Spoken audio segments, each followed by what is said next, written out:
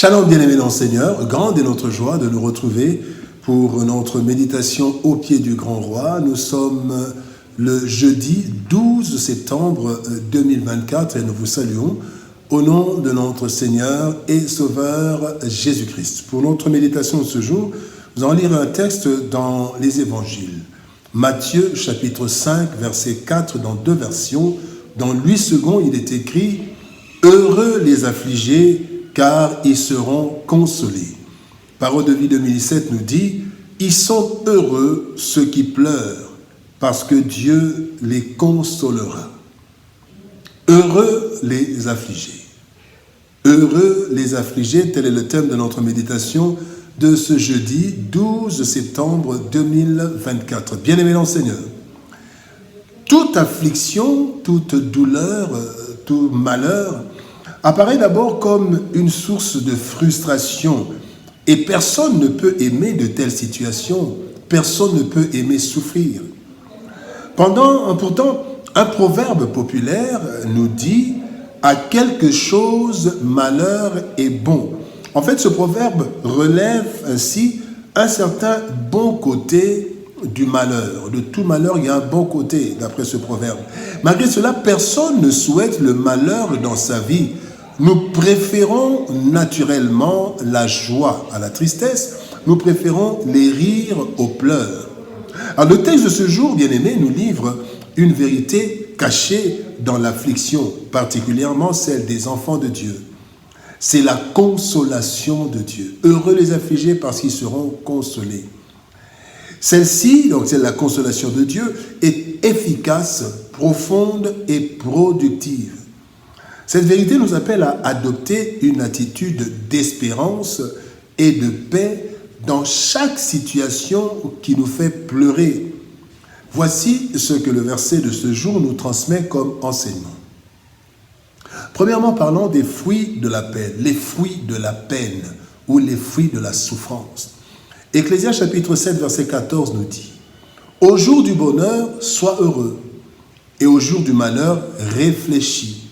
Dieu a fait l'un comme l'autre, afin que l'homme ne découvre en rien ce qui sera après lui. » Bien-aimés dans le Seigneur, la douleur fait pleurer, certes, mais au-delà des pleurs, le cœur réfléchit plus que dans la joie.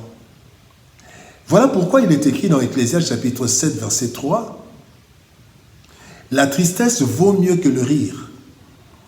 Elle rend le visage sombre, mais elle rend le cœur meilleur. » Voici quelques réflexions et résolutions qui sont les fruits de la peine. D'abord, on se pose des questions sur notre part de responsabilité dans le malheur que nous sommes en train de traverser. Deuxième question, en fait, quelle est la part de responsabilité de mon entourage, ceux qui sont tout autour de moi?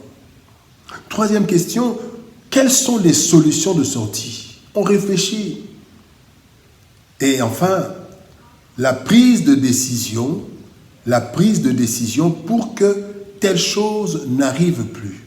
Nous prenons une décision pour qu'une chose pareille n'arrive plus.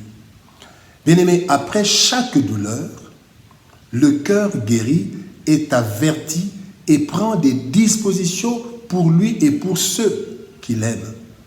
Le malheur de l'enfant prodigue, par exemple, dans Luc chapitre 15, versets 17 à 20, eh bien, ce malheur l'a conduit à la réflexion. Et puis après la réflexion, il y a eu la décision de rentrer. Après la décision, il y a eu l'action. Il est rentré et cela a fait du bien à lui, mais aussi à son père et même à l'entourage. Bien-aimé, le fruit de la peine, le fruit de la souffrance. Deuxième point, une consolation adéquate. Dans 2 Thessaloniciens chapitre 2, versets 16 à 17, la Bible dit « Dieu notre Père nous a aimés et il nous a donné gratuitement un encouragement qui dure toujours et une espérance solide. Nous lui demandons ainsi qu'à notre Seigneur Jésus-Christ lui-même de remplir vos cœurs de courage, qu'il vous donne la force de faire toujours le bien en acte et en parole, parce que Dieu nous a consolés. » Pendant les temps difficiles, bien-aimés, plusieurs personnes, de bonne volonté, nous approche avec des mots et des gestes de consolation. Ces mots et gestes sont de bonnes choses, mais conviennent-elles vraiment et toujours au niveau de notre douleur? Dieu seul le sait.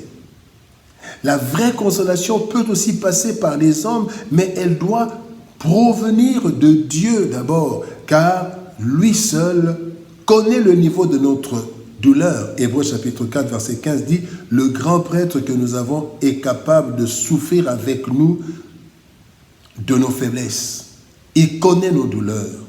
Lui seul peut réellement nous consoler parce qu'il connaît l'origine du problème. Dans 1 Jean chapitre 3 verset 20, la Bible dit « Dieu est plus grand que notre cœur et il connaît toutes choses. » Bien aimé, le meilleur consolateur c'est Dieu parce qu'il connaît les conséquences actuelles et futures de notre tristesse.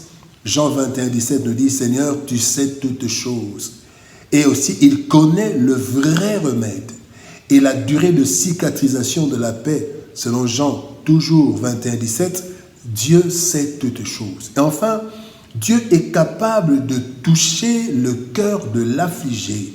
Le psaume 147, verset 3 nous dit « Il guérit ceux qui ont le cœur brisé et il pense leurs blessures. » Bien aimé, Dieu ne cherche pas les mots comme nous le faisons souvent devant une personne affligée. Il connaît les mots et les gestes adéquats et lorsque tout le monde se retire même, Dieu demeure encore là, demeure consolateur, la consolation adéquate. Et la troisième chose, canal de consolation. Dans 2 Corinthiens chapitre 1 verset 6, la Bible dit « Si nous sommes affligés, c'est pour votre consolation et pour votre salut. Si nous sommes consolés, c'est pour votre consolation qui se réalise par la patience à supporter les mêmes souffrances que nous endurons. » Celui qui n'a jamais été consolé ne saura jamais comment consoler une personne. Heureux l'affligé, car la consolation reçue de Dieu non seulement le relèvera, mais fera de lui un canal de consolation divine, car il aura reçu un cours pratique de consolation avec comme professeur Dieu lui-même. L'affligé consolé par Dieu devient un instrument puissant de consolation, selon 2 Corinthiens chapitre 1 verset 4. Il est dit, il nous donne du courage dans toutes nos souffrances. Ainsi, il nous rend capables d'encourager tous ceux qui souffrent et nous leur donnons le courage que nous-mêmes nous recevons de Dieu. Eh bien, le consolé devient consolateur. Pourquoi? Parce que, il a goûté au bienfait de la consolation. Il sait ce qu'un affligé attend des autres et surtout de Dieu. Et il a le meilleur allié quand il va consoler, le Saint-Esprit. Heureux les affligés. Difficile d'y croire, n'est-ce pas? Heureux les affligés. Surtout dans les moments durs, mais c'est la vérité.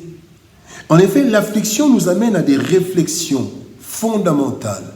Et Dieu nous apporte une pleine consolation, lui qui connaît la source, la profondeur et les dégâts causés, est susceptible d'être causé encore par l'affliction, par la tristesse. Dieu nous donne la force de supporter, nous en fait sortir et nous qualifie comme un des canaux pour consoler ceux qui sont et seront affligés dans notre environnement. Bien-aimés dans le Seigneur, dans l'affliction, laissons Dieu accomplir en nous son œuvre de consolation qui débouchera sur notre bonheur. Prions.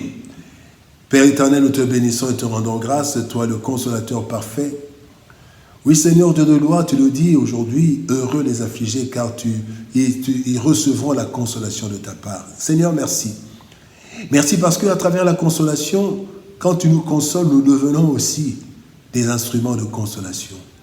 Merci Seigneur ô éternel Dieu de gloire de nous aider à adopter la bonne attitude pendant l'affliction parce que c'est tout un cours que nous recevons afin que demain nous soyons aptes à enseigner, à parler de la consolation. Seigneur, merci pour ta consolation et merci de faire de nous des hommes et des femmes qui allons consoler les autres. Au nom de Jésus-Christ, nous avons ainsi prié, Père. Amen. Bien-aimés dans le Seigneur, que Dieu nous bénisse. Et à ceux qui sont affligés, la Bible nous dit, heureux les affligés parce que Dieu les consolera. Et quand vous serez consolés, vous deviendrez aussi des consolateurs par la grâce et la puissance de Dieu. Que Dieu nous bénisse. Shalom, au revoir. Et par la grâce de Dieu, nous nous retrouvons demain pour une nouvelle méditation au pied du grand roi. Shalom, au revoir et à demain.